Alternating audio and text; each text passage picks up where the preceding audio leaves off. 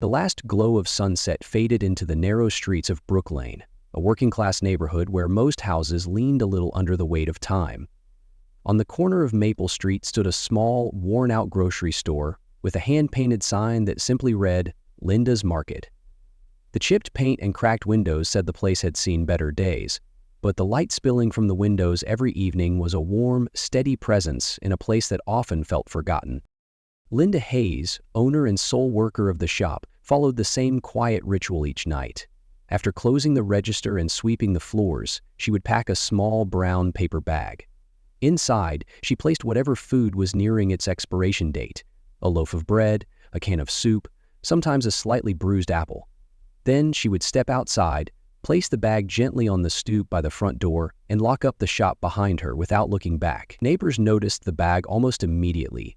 Some thought it was meant for the garbage, others assumed it was forgotten. But Linda knew better. She had started this ritual one evening when she spotted a small shadow darting across the street, disappearing into the alley behind her store. A flash of tiny feet, a glint of tangled hair, and then nothing. The first bag had been an experiment, a simple gesture. She did not know if the shadow would come back, if the food would disappear, but it had. Every morning, when Linda returned to open the shop, the stoop was empty. No note, no thanks, just the quiet absence of the bag. She never spoke about it, never pointed it out. There were no cameras to catch who took it, and no neighbors curious enough to ask. Linda did not need to know. To her, it was enough to imagine that whoever needed it had found it. The nights grew colder as autumn deepened. Frost clung to the windows by morning, and the trees stood bare against gray skies. Still, the ritual continued. Every night a bag, every morning a vanished offering. Linda sometimes wondered about the little figure she had glimpsed. Was it a boy or a girl? Where did they sleep when the nights froze over? Were they alone? Curiosity pulled at her, but she resisted. Part of her feared that if she looked too hard, asked too many questions, the fragile thread would break and the child would disappear for good. The people of Brook Lane were not blind to Linda's actions. Whispers traveled quickly in neighborhoods like theirs. Some passers-by made pointed comments under their breath as they glanced at the nightly brown bag. A few customers at the store started muttering about encouraging bad habits and feeding strays. Linda heard them. She heard every word, but she never responded. Her hands would keep stocking shelves, her smile would stay in place. Years ago, she had learned that answering cruelty often did nothing but sharpen its edge. It was better to let it wear itself out against silence. So she continued. Each night, after she flipped the closed sign and turned out the lights, Linda placed the bag on the stoop. A quiet offering, a simple hope, a promise to someone unseen that they had not been entirely forgotten. And each morning the stoop was empty again. Nothing but the faint trace of footsteps in the dust and the knowledge that somewhere, someone had eaten dinner because of her. Linda Hayes was the kind of woman people walked past without a second glance. She was average in height with soft brown hair that she pulled back into a messy ponytail each morning. Her clothes were plain and practical, usually faded jeans and a simple sweater layered under a well-worn apron with her name stitched over the heart. Her shoes were scuffed from years of standing on concrete floors. Her face, though lined with early wrinkles, carried a gentleness that had not been eroded by time. There was something steady about her, a quietness that made people instinctively lower their voices when speaking to her. Linda's presence did not demand attention. It simply offered a kind of comfort, like the familiar creak of a rocking chair or the smell of bread baking in a neighbor's kitchen. Linda had lived in Brook Lane her entire life. Her mother, a seamstress, had raised her alone after her father disappeared before she was old enough to form memories of him. Life had never been easy, but Linda had grown up learning that some things mattered more than ease. Things like keeping your word, offering your seat on a crowded bus, and sharing the last piece of bread without needing to be asked. When she turned 18, Linda had saved every dollar from part-time jobs at diners and laundromats to buy the tiny building that became Linda's Market. It was not much, a one-room store with a creaky back door and shelves made from reclaimed wood, but it was hers. Over the years, she had kept it alive through storms, power outages, and the slow decline of the neighborhood.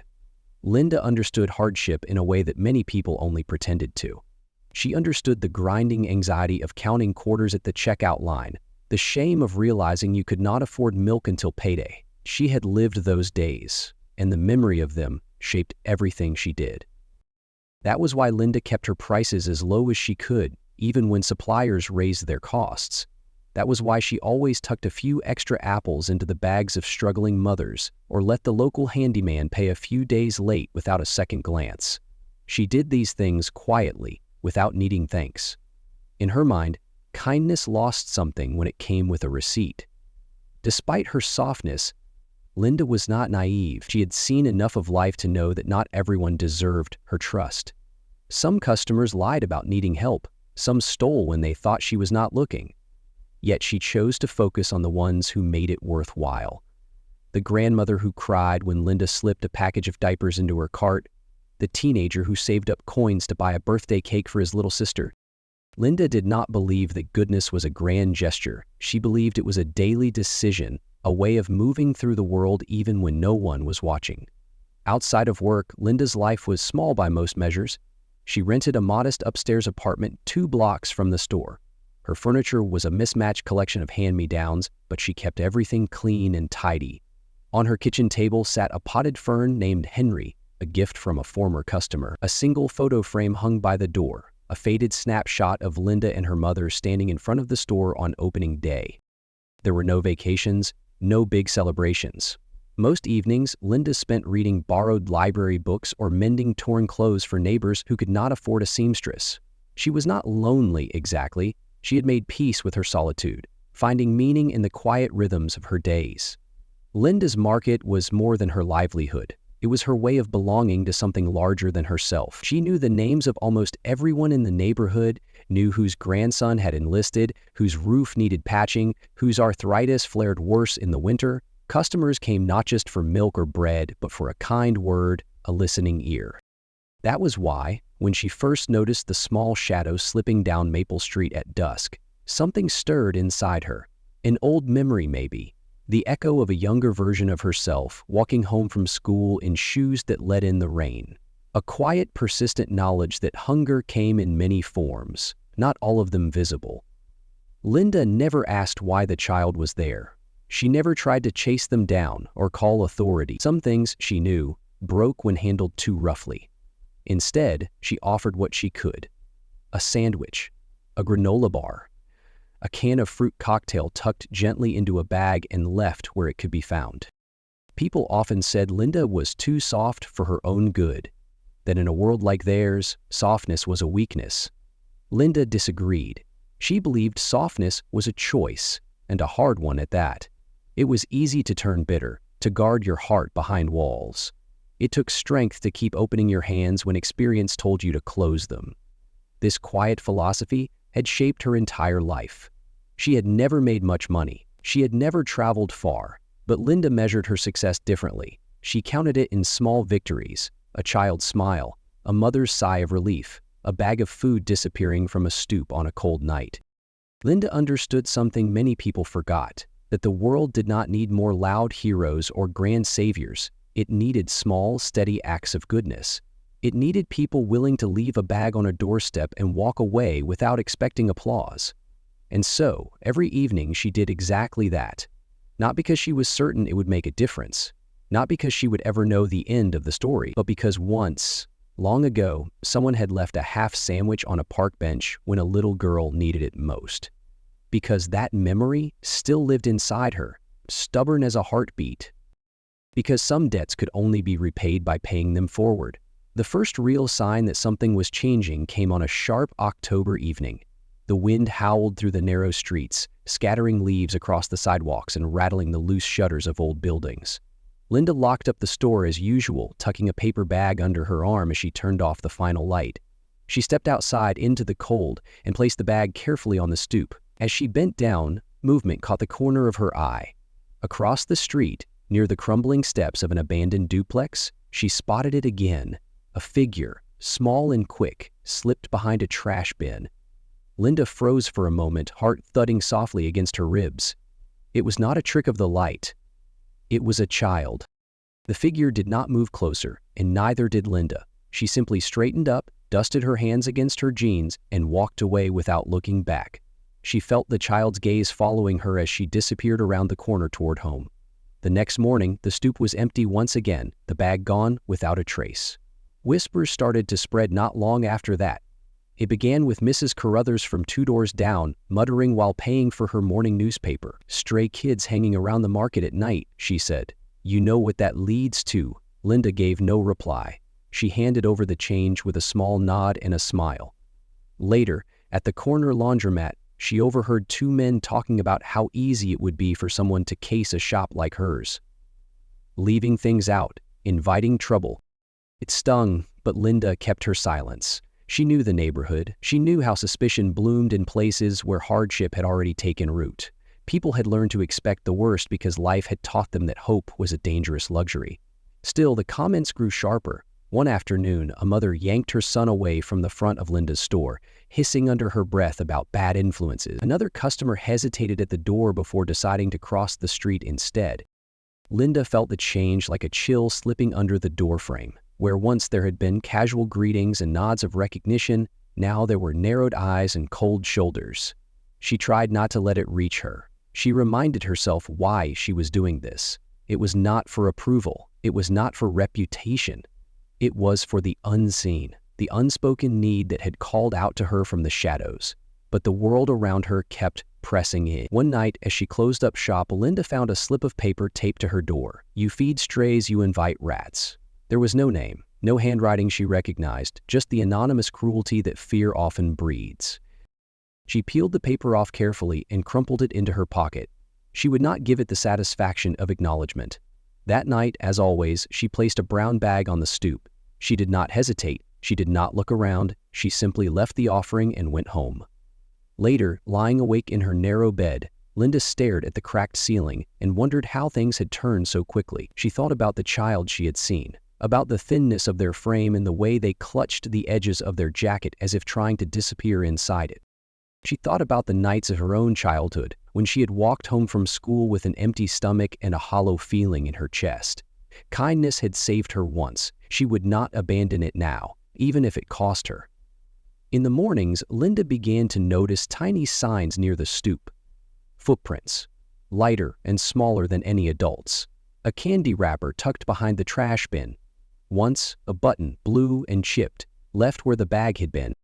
They were traces of a presence that remained invisible but undeniable.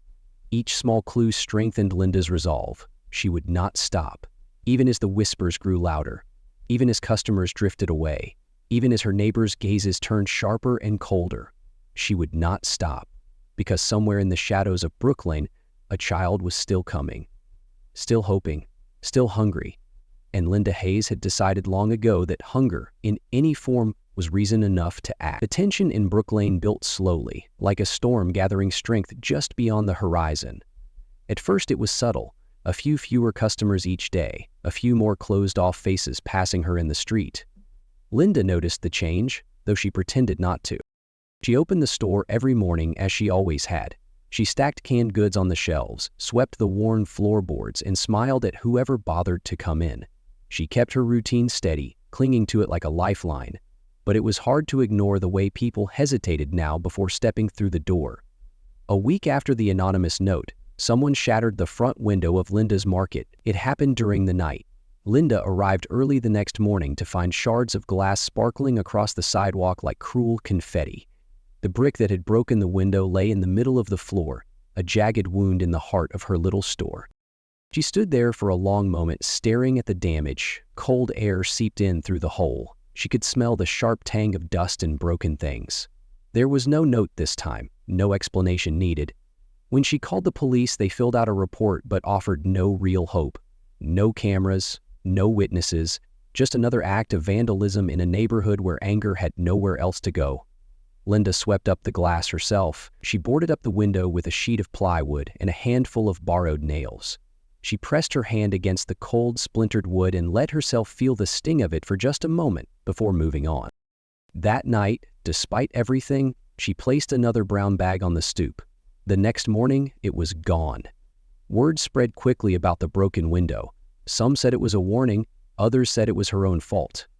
"You feed strays, you get trouble," a man muttered as he passed by, his arms loaded with groceries from the new chain store down the road. Linda kept her head down and her hands busy, but inside a quiet ache grew. She had thought she could do this quietly, without notice. She had thought kindness could be invisible, something given without consequence. She had been wrong. By the end of the month, business had dropped by nearly half. Some longtime customers stopped coming altogether. The few who remained offered clipped conversations, avoiding eye contact. Linda watched them drift away and wondered if the store she had built with her own hands would survive much longer. One evening, after closing, she sat on the worn stool behind the counter and counted her earnings. The numbers were grim. She would have to cut back, maybe close early on some days, maybe delay the roof repairs she had been saving for since last winter. Across the street, a woman shook her head at Linda as she locked up the boarded-up door. A few teenagers snickered from the corner, throwing glances at the empty stoop. Linda felt the weight of it pressing against her chest, heavy and relentless. She thought about stopping.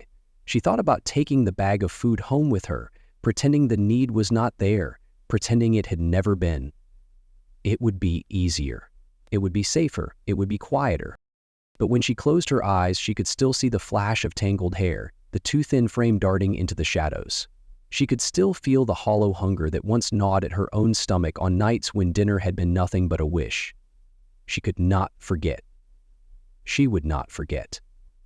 And so, with trembling hands, she packed another bag, a small loaf of bread, a jar of peanut butter, a bottle of water.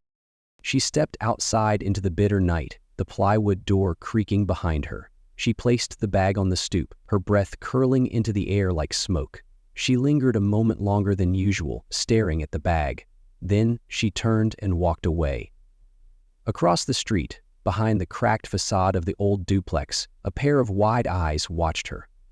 Linda did not need to see them to know they were there. Hope, after all, had a way of lingering where kindness was left unattended. The rain started late that afternoon, a steady, relentless downpour that turned the cracked sidewalks of Brook Lane into rivers of muddy water. By nightfall, the streets were nearly deserted, the few remaining lights flickering behind drawn curtains. Luda stayed late at the store, patching a leaking section of the roof with plastic sheeting and duct tape.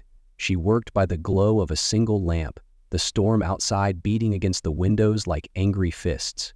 When she finally finished, she packed a heavier bag than usual. She filled it with soup, crackers, a dry sweater she no longer wore, and a pair of wool socks she had kept in the back for emergencies. She hesitated, then tucked a small flashlight inside as well, in case whoever needed the bag was facing a dark night with nowhere to go. She opened the door and was immediately soaked by the wind-driven rain. She placed the bag on the stoop, anchoring it with a rock so it would not blow away. As she locked up, a sudden flash of lightning illuminated the street. In that brief second of blinding light, she saw a small figure slumped near the edge of the sidewalk. Linda's heart froze.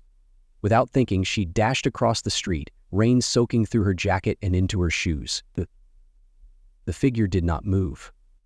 As she drew closer, she saw it was a child, curled into a tight ball against the cold, head tucked against their knees, hair plastered to their forehead by the rain.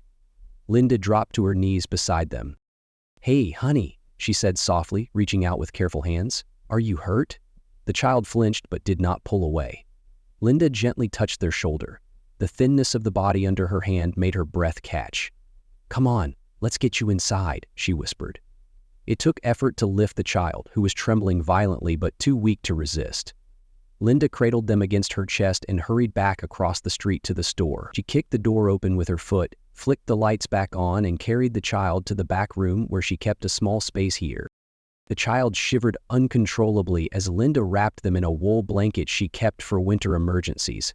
She knelt beside them, brushing wet hair back from a pale forehead. It was a girl. She could not have been more than 8 years old. Her face was thin, her cheeks hollow, her clothes little more than rags soaked through to the skin. Linda moved carefully, speaking in low, soothing tones. She offered warm soup in a chipped mug, waited patiently until the girl's shaking hands took it. They sat there for a long time, the storm raging outside, the small heater humming between them. When the girl finally spoke, her voice was little more than a whisper. "My name's Emma," she said, clutching the blanket tightly around her. Linda smiled, keeping her voice gentle. "That's a beautiful name, sweetheart. I'm Linda." You're safe here, all right? Emma nodded, though her eyes darted nervously toward the door. Where are your parents, Emma? Linda asked, her stomach tightening with the fear she already knew the answer. Emma looked down at her hands, silent for a long time. My mom, she started, then stopped, swallowing hard. She was a nurse. She helped people when the sickness came. Linda's heart twisted. Emma picked at the edge of the blanket. She got sick too. She never came back. Linda closed her eyes for a moment, the weight of the words settling heavily on her chest. And your dad? She asked quietly.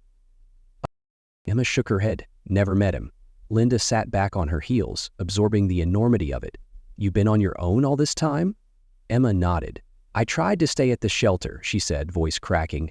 But they said I had to go with the people from the big place. I didn't want to. They take you away, make you live with strangers. Linda understood. The fear of being lost in a system too big to notice one small girl was enough to make anyone run. So you stayed close, Linda murmured, more to herself than to Emma. Close enough to remember something that felt safe. Emma's lower lip trembled. I saw you leave the food. I didn't know if it was for me, but I thought, maybe it was. It was, Linda said simply. The girl's shoulders sagged with relief, and for the first time she looked Linda fully in the eyes. Thank you, she whispered. Linda reached out and squeezed her small hand gently. You do not have to thank me, honey.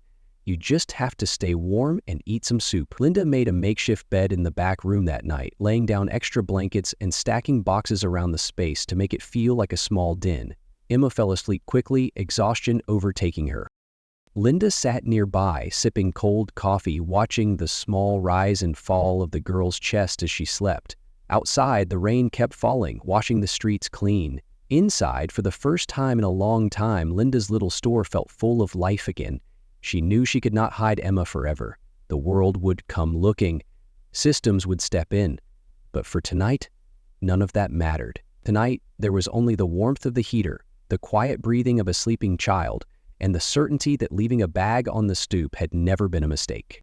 Tonight, kindness had a name, and her name was Emma. The days that followed were both tender and tense.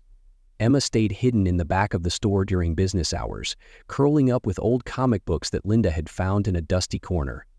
At night, after the last customer left, Linda would unlock the back door and let Emma stretch her legs in the small fenced-in alleyway behind the building.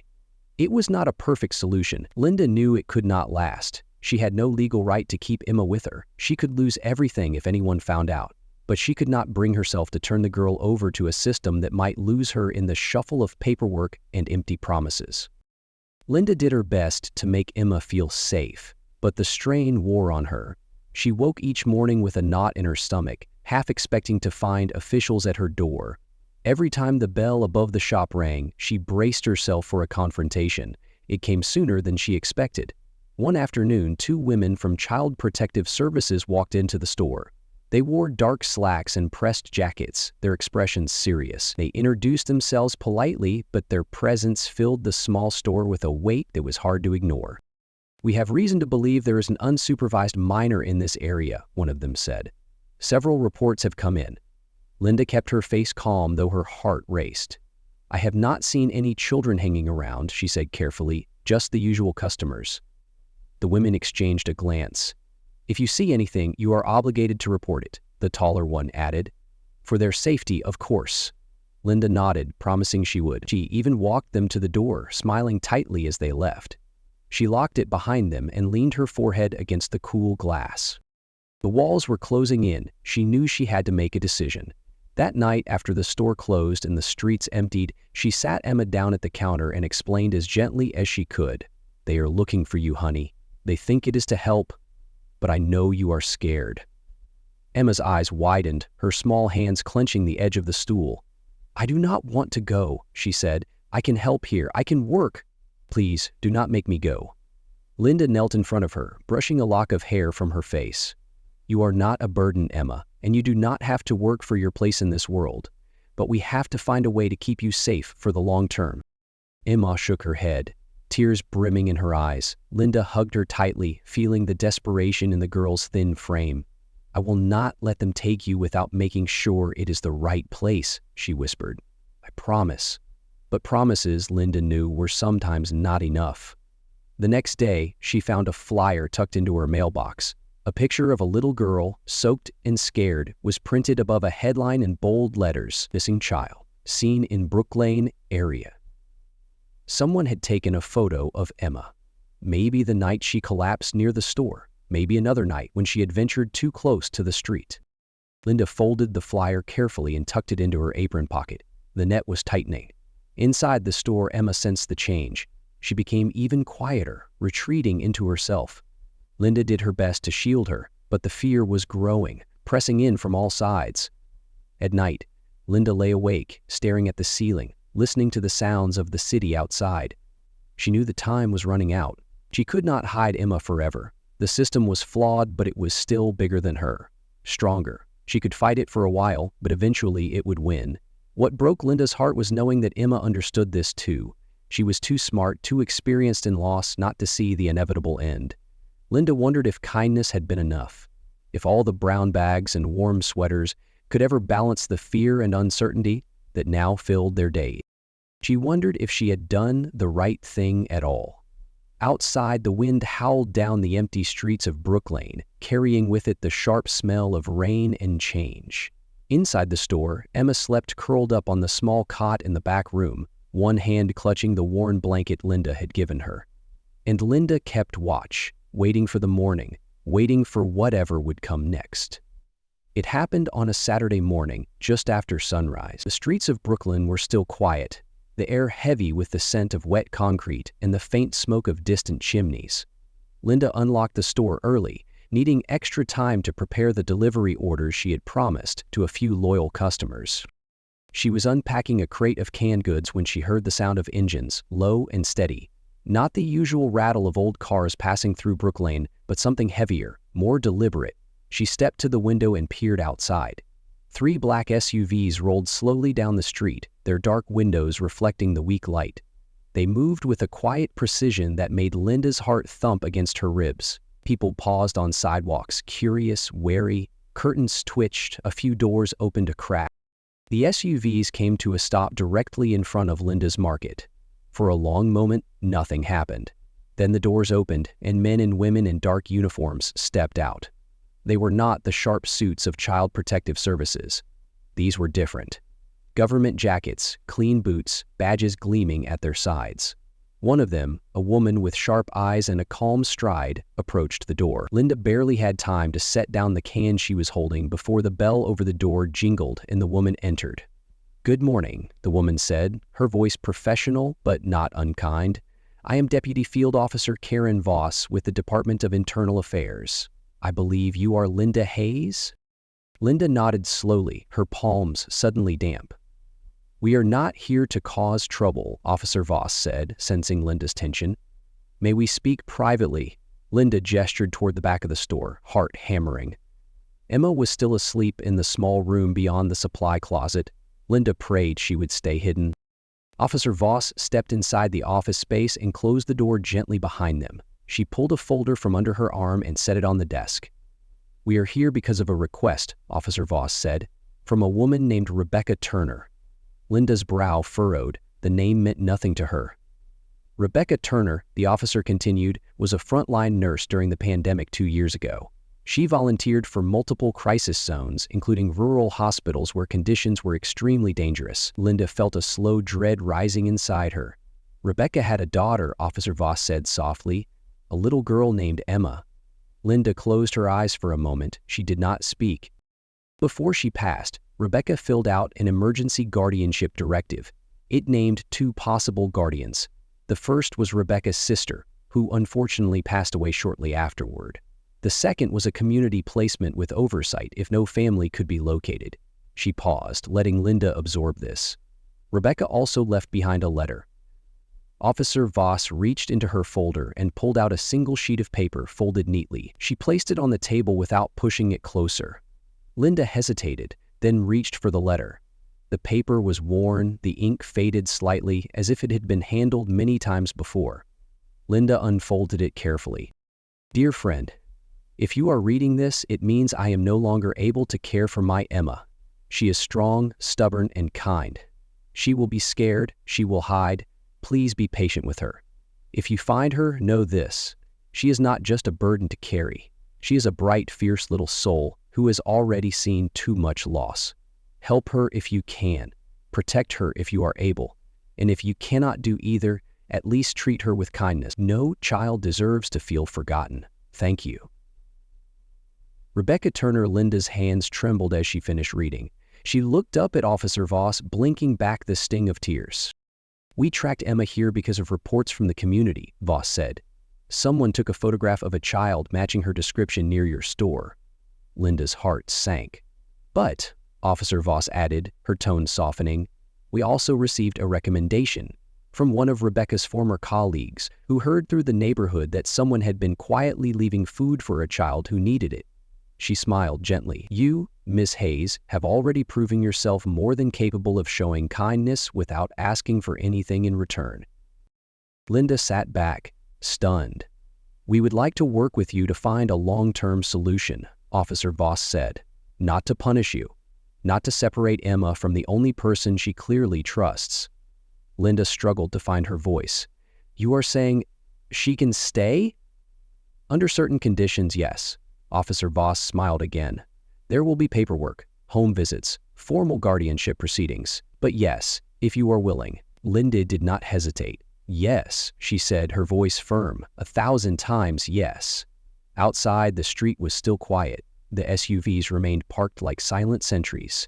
Inside, something warm and bright unfurled in Linda's chest, a feeling she had almost forgotten. Hope. Officer Voss gathered her papers and rose from her seat.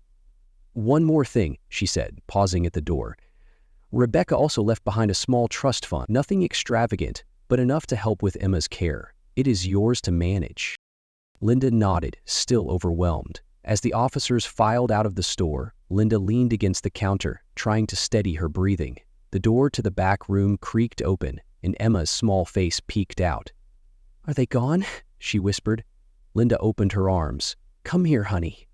Emma ran to her, burying her face against Linda's chest.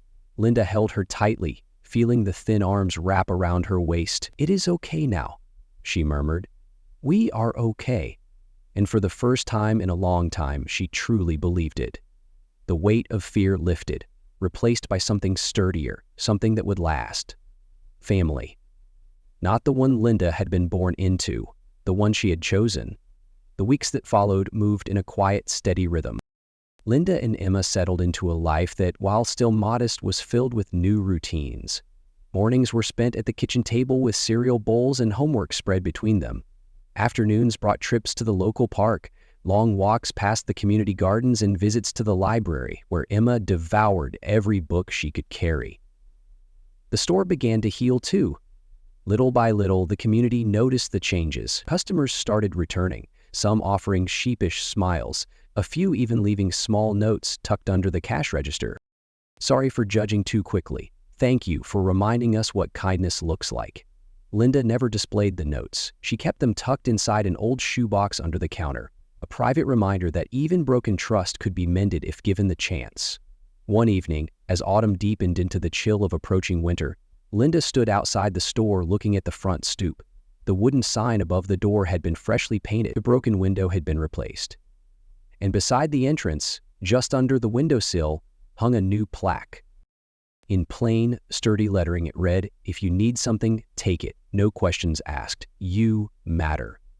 It was not grand, it was not flashy, but it was real, and it was hers. That night, Linda packed a brown bag again. It had been months since the last one, but old habits lingered. She filled it with a sandwich, an apple, and a small thermos of hot tea. She placed it carefully on the stoop before locking up. Emma watched from the doorway, her arms crossed over a thick sweater Linda had patched at the elbows. Will someone take it? She asked. Maybe, Linda said, her voice soft. Emma thought for a moment. I hope they know it is okay. I hope they know someone cares. Linda smiled and brushed a strand of hair from the girl's forehead. They will, she said. Eventually, everyone finds their way back to hope. They stood there for a while, listening to the distant sounds of the city settling into night. Somewhere far off, a dog barked. A train rumbled across the tracks. In the quiet between those sounds, Linda felt a deep, steady peace. She was not rich. She was not famous. but she had built something that mattered, and that was enough. The world would always be filled with broken things, broken systems, broken hearts. But it would also have places like Linda's Market, small, stubborn lights that refused to go out. A few days later, Linda noticed something new, a pair of small shoes neatly placed beside the stoop. No note, no explanation, just a quiet thank you left in the language she understood best. Linda bent down and touched them lightly, feeling the echoes of her own journey, her own hope, her own hope. She smiled, standing tall against the cold morning air. Inside, Emma laughed over a breakfast of pancakes, the sound filling the store like sunlight. Outside, the streets of Brook Lane stirred awake, carrying with them the promise that even in the hardest places, kindness could take root and grow. On a quiet Sunday morning, Linda sat by the front window of the store, a mug of coffee warming her hands. Emma worked nearby, scribbling brightly colored drawings on scraps of old paper. Linda watched the light creep across the wooden floors, soft and golden, touching everything with a kind of grace. She thought about the long months behind them, about the nights filled with fear, the mornings filled with doubt, about a time when a small paper bag left on a doorstep was the only answer she had to a question she never dared ask. Kindness, she realized, was not a grand act. It was a choice made quietly and repeated often. It was the simple decision to believe that even when the world was hard, people could be soft. Linda understood now that she had not saved Emma alone. In choosing kindness without demanding anything in return, she had also saved herself. Some debts could never be repaid in full. But maybe they were not meant to be. Maybe it was enough to keep passing kindness forward, hand to hand, heart to heart, across the quiet spaces where hope could still grow. Maybe that was the only thing that ever truly mattered.